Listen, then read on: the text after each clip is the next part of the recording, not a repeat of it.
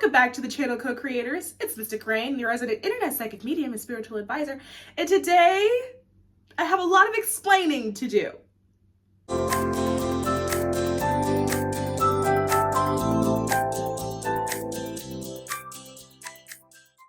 So before we jump in, because I know some of you have probably been waiting for the tea ever since I made the community post announcing an engagement.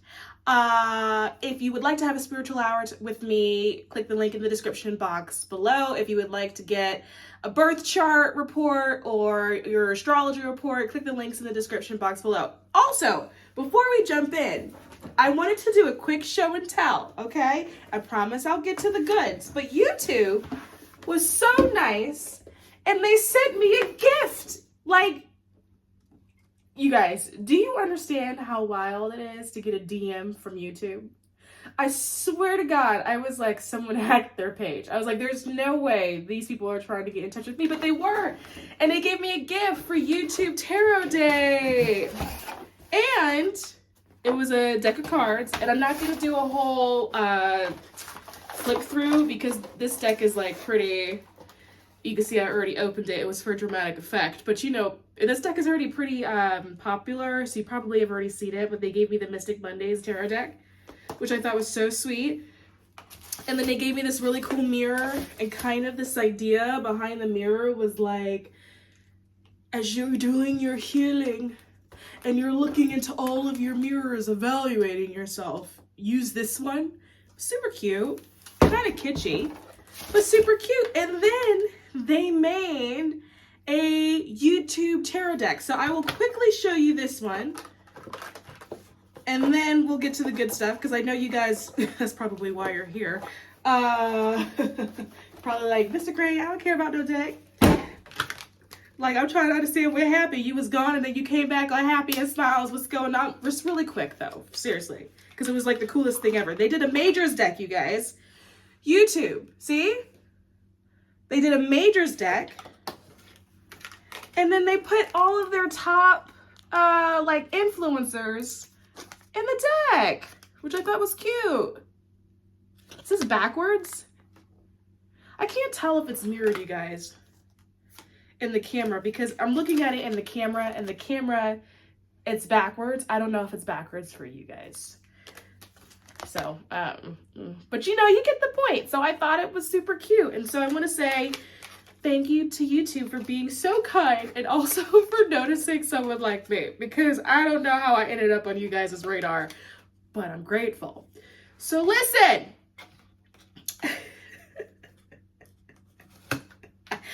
I am here to confirm that somehow, some way, I met somebody that wanted to marry me. I don't know what happened.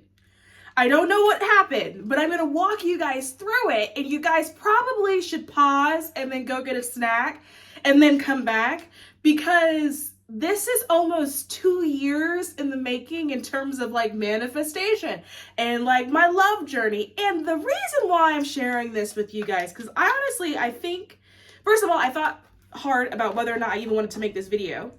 And the reason why I decided to do it is because I loosely started talking about my love journey about 1.5 years to 2 years ago. Loosely. It wasn't like a whole lot of videos on it, but there was like a few videos where I would mention what it was that I was going through. And so for those of you that have been with me for all of that time, I suspect that some of you may just be curious. And every once in a while, one of you guys, and when I say one of you guys, I sincerely mean just like one of you guys. It's not like a whole lot of you guys are doing this. Will reach out and say, hey, whatever happened with that whole thing, right? And then my response historically has been absolutely nothing, right? So, 1.5 years to 2 years ago, I had this thing, and it was like the psychic intuitive hits, and like I had a psychic reading by like one of my friends. It was a whole thing. And it was like, oh, you're going to end up in a really serious relationship and you're going to end up getting married and whatever, and you're going to do the whole thing. And for those of you that don't know, because I have a number of new folks here, my mother passed away. And every time something major or monumental happens in my life, she has a tendency to pop back up to sort of give me sort of a heads up of like, prepare for this. And so about a year and a half, almost 2 years ago, not quite 2 years, but almost 2 years ago now, that's what she started to do. And long story short, she told me that I was going to get married soon. And I remember thinking that that was really weird because prior to that, in her living life, she was very against romantic relationships. And if I even came close to mentioning having a crush on any kind of boy, like, I'd get yelled at and I was like in trouble, and it was one of those things that like, you should focus on school. It just wasn't a thing that was discussed, right? And marriage wasn't something that I saw a whole lot of growing up. You know, people around us didn't get married. When I was growing up, my mother wasn't married. You know, my grandparents were married, but they had that old school marriage where like, they don't really love each other. They're just doing it out of like necessity. You know what I mean? And so I never saw like a healthy example of what it looked like for two adults to just like love each other and like have a union. I never saw that. But because I never saw that, I never like wanted it. I never dreamed of it. Like, there's a lot of people who grow up and you go, you know, when I'm 28, I'm going to meet the love of my life, and then we're going to get married at 30, or some people want kids by 28. Like, you know the steps that you want to take, and you know that you want a partner and that you want love in your life and all that kind of stuff. And I was never like that. I wanted money. I wanted success and title, and I wanted status, and I wanted money. Never really cared about the love or the marriage thing because I never saw it. And when you don't see it growing up, you don't have a frame of reference to like envision it for yourself. And so it just wasn't something that I was looking for. And so anyway, when I came across this moment where like my dead mom was like, hey, this is happening for you, it was really weird for me. And I didn't really know what to make of it because it wasn't a thought that I had had previously. And so that it escalated, and then it turned into like, there's a video, I believe, where I say where I felt myself wearing like a phantom ring on my left finger, and that was really weird for me, and I didn't understand why that I felt that way. And then it was like a lot of synchronicities leading up to it, and like seeing signs of Cupid and all that type of stuff. And that year, I actually ended up being in like pretty intense connections. And it's really interesting, and I'll get to it later in the video, as to why I'm no longer calling the people that I used to date relationships, because I have learned a lot. So they're connections. They were really intense connections where there was some element of love, right?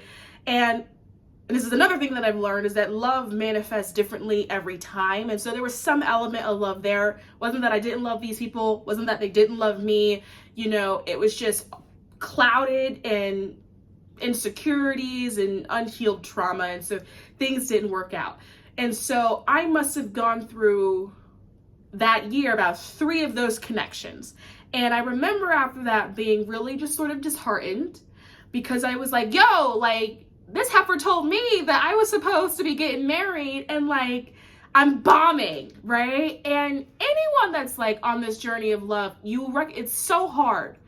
Dating today is so hard. And when you're going through rejection after rejection after rejection after rejection, particularly when you are coming into situations where on the surface it looks like it's supposed to work, and then it just doesn't, and then it crumbles, and you're good one day, and then the next day it's completely over, and you have no idea what happened.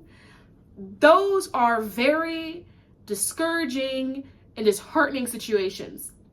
And so by the time I got to the end of that year, I remember being so upset with the journey, because I think I went into it expecting myself to marry one of those connections. And I think it was because I had heard from my dead mother. She told me that I was going to do it. I felt this phantom ring on my hand. And so I'm like, okay, it's got to be one of these people. Now, before I go further, for anyone that's kind of new, you're probably listening to this like, wait, what are you talking about? What happened? You're going to just have to go back through the video, sis, and like do your homework, because I don't even, like, this is like 2 years worth of stuff here. So I'm just giving highlights at the moment. But anyway, so I got to the end of the year, and I was really just like not in a good place, because I felt like I lied to myself in a really psychic and spiritual way.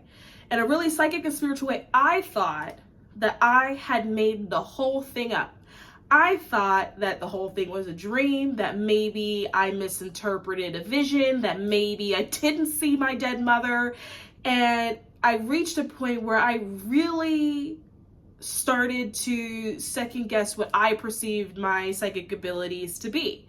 I was like, I must have just pulled this shit out of my ass because nothing is going well. Like, nothing is going the way I thought it would go. And then part of me didn't want to give up on it though. I don't know, there's this weird thing when you're like looking for love where as much as you want to quit, there's like this glimmer of light that stays lit. And so you'll be in like this sea of darkness, but there's like this little light of hope, right? And so that never went away. And so I was like, well, I gotta keep going, because what if I did see my mom, right? I gotta keep going. And then so for the whole next year, and so that would be all of 2021, so last year, I think that I'm actively putting myself out there, but I'm getting no traction. At that point, I'm getting no dates. So I went through the entire year of 2021 getting no dates. And I was like, this bitch lied to me. She lied to me. I'm crazy. Why would she say that, right? I'm like, I was fine on my own, being Miss Independent, not thinking about any of that stuff. And she comes and she pops up and she says that shit. And now I'm over here looking crazy. I get to the end of 2021. And somehow, by the grace of God, right, I match with somebody on Tinder who actually responds, right? And this literally was November of 2021. So when I tell you I'm giving highlights, I'm literally trying to catch you up to speed until now, right? November 2021. This is going to be interesting because this particular person actually is a subscriber to this channel. So, hello. If you are watching this because you're going to know that I'm talking about you, you're not going to like anything I'm about to say about you. So we're going to call this person DR, okay? So DR and I matched on Tinder, and I thought that we had hit it off. It seemed like a really awesome connection. We never, because this is actually not my fiance that I'm talking about. We're just giving you the build up to it. So this particular person and I never was in an official relationship. We were only in that talking stage, like so many of us recognize. And it was a really confusing experience for me because I actually thought that it was a good connection. I had thought it was a deep connection, and I had this sort of assumption that it would go the distance or like go the long haul, because there was just something about the connection that felt like it should work.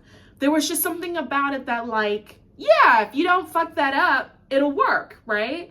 And we got along well, and I thought it made sense, and like we're like, he's like a neighbor, like he lives like down the street or whatever. So I was like, oh my God, this is like totally convenient, and I think it'll work.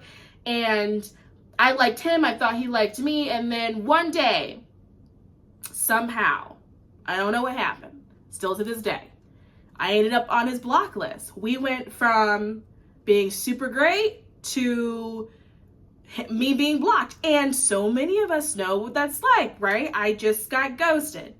And then like a couple days went by, and then eventually what ended up happening when I did speak to this person again,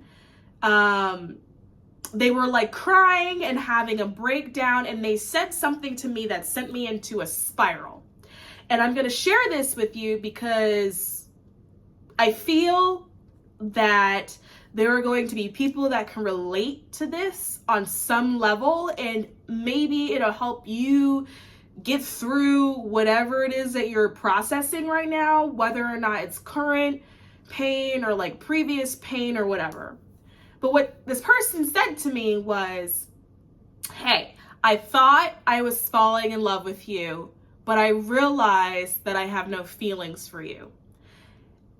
There was something about those words that sent me into a spiral. And so the time where I disappeared from YouTube is because I was absolutely spiraling and I just couldn't get off the goddamn couch, right? And the interesting thing about that experience was it wasn't the person, right? It wasn't the guy. I wasn't heartbroken over this guy. What happened was that he said words that unlocked a piece of childhood trauma that I didn't know that I was carrying, right? So in my life, and I share a lot about sort of my struggles and sort of how I get to where it is that I got to. One of the things that I struggled with a lot was that growing up, nobody ever said I love you to me. And so as an adult, I struggle with being able to see and clock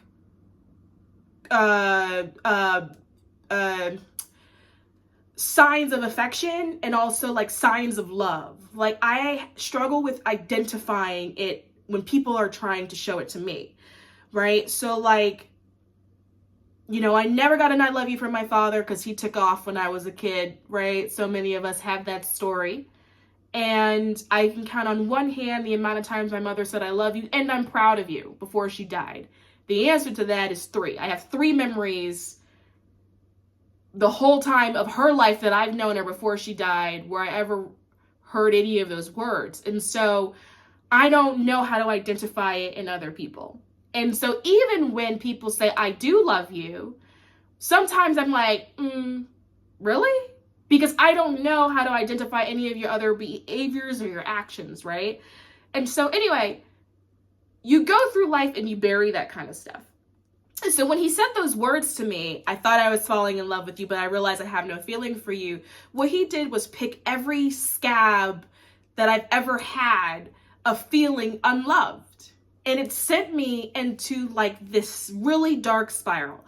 And in that spiral, I remember reaching a point where I said to myself, okay, this is never going to happen for you.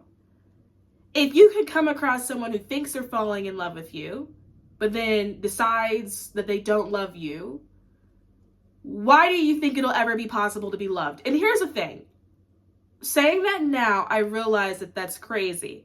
I'm also hyper aware of the fact that this dude was just immature and an asshole, and I shouldn't have been messed up with him anyway, right? In that moment, I couldn't see that. In that moment, I couldn't see that I was a lovable person, right? In that moment, I was so deep in my childhood trauma that I was just like, you will never be loved. Nobody will ever love you. You will never find someone that loves you. And I remember getting rid of my quest for the husband. I remember saying to myself, maybe that bitch was lying to me, right? Like maybe my mother was lying, or maybe I made it up. Like this whole previous year and a half was a waste of time. Just move on with life. And then I went into this phase of going, you're never going to have love. You're never going to be married. And because of that, you'll probably never have kids. You'll be alone forever. And I'm saying it out loud, and I realize that it sounds extreme, but I'm sharing it because so many people go through this, and so many people experience this, and so many people have this fear of dying alone, and so we don't talk about it. And so we're going to talk about it now. That then escalated into me going, men are incapable of love. So then I went on this journey of fuck men, right? Which all of us really get to multiple times in our lifetime. So I don't really think that that's all that special. But then I remember that was like escalated to men are incapable of love. So then if I would see a guy, I would look at him like, well, what's the point of doing that? He doesn't even have a heart. He's not capable of loving. When I tell you that statement of like, I thought I loved you, but turns out I have no feelings for you, escalated, and it painted how I saw the world, how I saw people. I didn't believe in love. There was a period where I questioned whether or not I was capable of loving. It was really dark. And I remember it being like 3 months of just not being able to get out of bed, right? I got out of bed, I worked, and then I went and I laid back down. It was so dark because when you reach a point in your life where you question whether or not love exists, you lose all meaning for living. And it was really dark. And it's so interesting because that whole experience, part of me was so confused because I remember very vividly understanding that I was not heartbroken over this person. I remember very vividly understanding that I didn't particularly care whether the person was in my life or not. It was the words that he used that just tore off all the scabs that I didn't know I had. And then one day, I was like, well, shit. If none of this is happening for you, what are you going to do in the meantime? And then that turned into, well, I guess I could entertain myself, get myself some like eye candy. And then it was like, I'll just eat them though. And then I had like this whole moment where I was like, I'm just going to be like a man eater. Like, fuck it. Like, that's what they do to us. That's what they do to women. I'm going to do it to them. I was like really on some, this isn't working for me. I'm going to be a fuck girl type of energy. Right. And then I was like, whatever. Summer is coming up.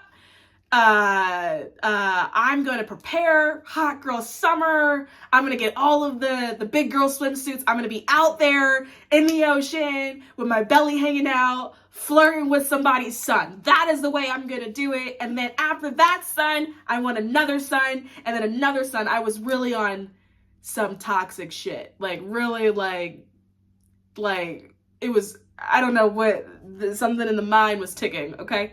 And the timeline from that, by the way, was I met DR at the end of November.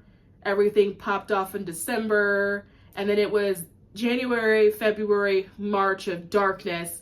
And then April, I was on my hot girl shit. I called my sister and I was like, yeah, like we're going to be eating these dudes, like whatever, like get your passport. We're going to the Bahamas. We're going to be in the ocean, like with these island men. Like I booked us a villa. Like I had a manic moment, right? I'm like booking all these flights and like, I'm like, we're going all these places and I'm like buying all these clothes because I was going to be hot.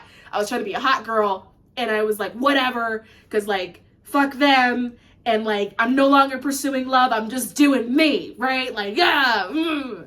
And then, so that turned into like, well, how do I find my first victim?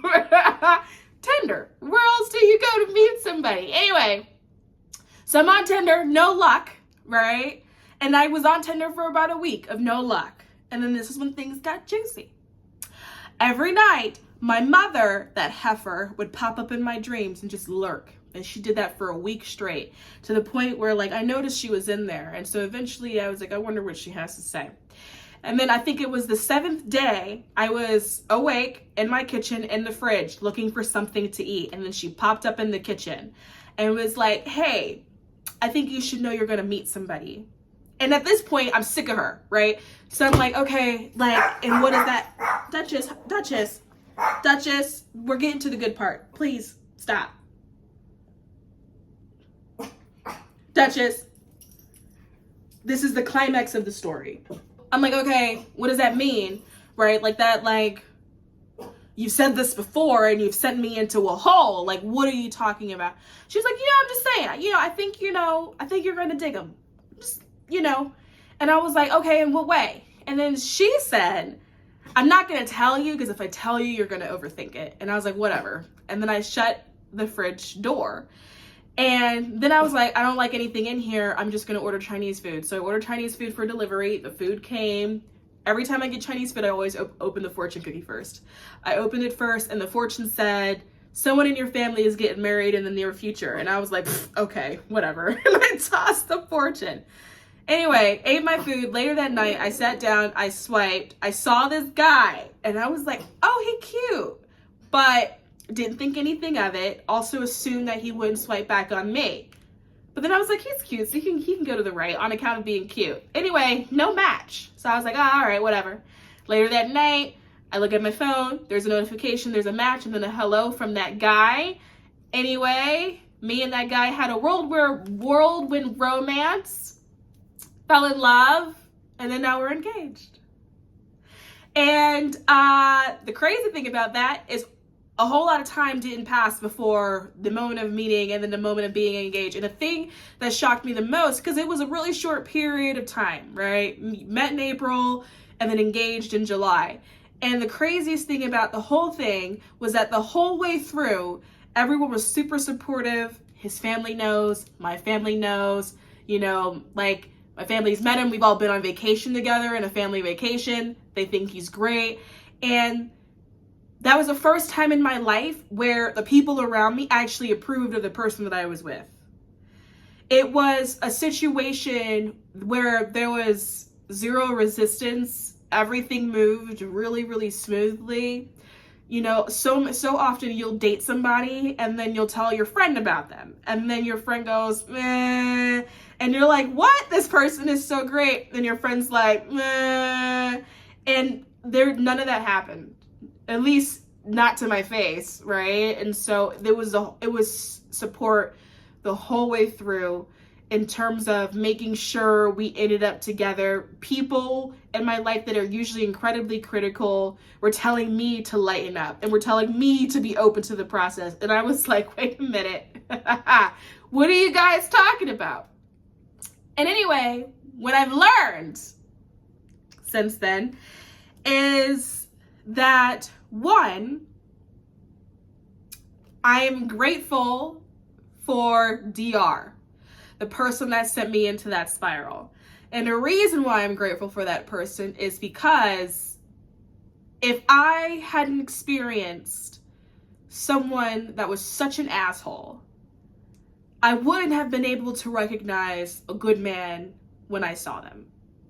I would have brushed my fiance off as being some other nice guy. I wouldn't have been able to look at him and recognize, one, how rare that is to find, and two, how valuable that is of a trait in a person, right? The kindness. It's so hard to find kindness in people.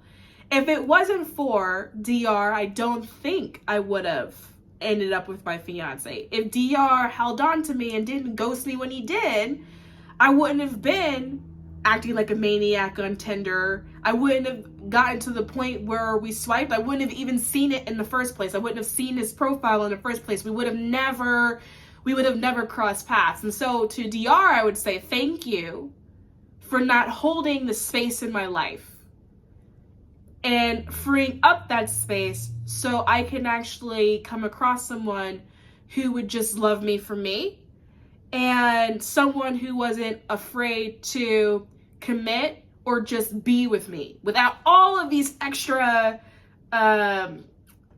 conditions. What I've learned in reflection is that all of those people, not just DR, but all of those connections that I've had in the past, because I've realized that that's what I call them now, and it was a very natural progression. I just realized I stopped calling people exes. Because I realize now, for me, those weren't real. They didn't really matter in the grand scheme of things. What they were lessons. I'm grateful for all those people. All of those heartbreaks that I thought I was having in the moment. All of those times where I thought I was being left or I thought I was being abandoned. I want to say thank you to all of those people. Because if it wasn't for them, they wouldn't have pushed me on the path that I am on today to then come across my fiance. And when I met my fiance now, one thing that was so different was just how simple it was. It wasn't hard. The connection wasn't hard. The feelings for each other wasn't hard. It wasn't scary. I wasn't nervous. There wasn't that anxiety that you get when you meet somebody and you're like, oh my God, what do they think about me? Are they judging me?